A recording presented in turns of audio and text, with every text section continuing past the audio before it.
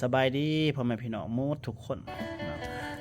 หมอจะมาแนะนำยาสมุนไพรสูตรใหม่ได้พี่น้องเด้ออันนี้เขาเอิ้นว่ายาหนวดเส้นเนาะหรือว่ายามองเป็นสูตรของสำหรับคนรุ่นใหม่จากเขากำหนดปัจจุบันมีซองกลิ่นให้ทานเลือกเด้ออันนี้เขาเอิ้นว่ากินหัวสิงไข่เครื่องอันนี้มันจะเอิ้นกินลาเวนเดอร์เนาะจะออกกินดอกไม้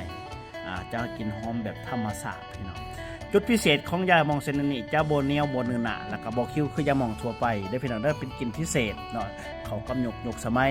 ถือว่าเขาหนวดแล้วท่าแล้วจะโบส่งกลิ่นคิ้วมันจะเป็นกลิ่นหอมอันนี้จะเหมาะกับผู้สูงอายุแน่อันนี้จะเหมาะกับวัยกลางคนเนาะผู้บ่าวหนุ่มสาววัยกลางคนเขาจะเหมาะกับกลิ่นลาเวนเดอร์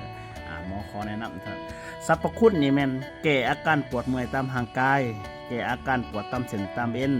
ตามข้อมือข้อตีนช่วยบรรเทาจากอาการมึนซ่าแก้สูดดมวิงเวียนขึ้นลดลงเหื่อปวดเก่าเมาหัวเมาข้างก็นำไปใส่ได้ดีและก็ทั้งช่วยบรรเทาอาการเป็นหวัดหนอตันดังเนาะหรือเขาจะหนวดก่อนดินกีฬาก็ให้เป็นกันดีจะเห็ดให้เส้นเอ็นเขาหยาดได้ดีแล้วก็เย็นทนเนาะเขาจะบ่เห็ดสูตรหอมเนาะแล้วก็พิเศษช่วยบรรเทาจากอาการเจ็บปวดจากขี้เข็บผึ่งตอดไม่งอดกัดอันนี้เนาะได้ทั้งสองอย่างเนาะมักกินได้เอากินนั่นปวดบนได้ท่ามองหันเนาะจากแมงไหมกัดบอเป็นต้นเนาะมันจะช่วยให้อาการเจ็บปวดเฮาลดลงแล้วก็เป็นกลิ่นหอมโบเนียวเนื้อนะคือว่าเฮาท่าไปแล้วพ่นออมขาวก็จะบกคิวเนาะคือว่าอยู่ในยาหม่องซองอันนี้จะมีส่วนผสมของน้ำหอมเป็นต้นเนาะจะเป็นเอกลักษณ์ของกลิ่นหอมธรรมชาติเนาะมีทั้งขาย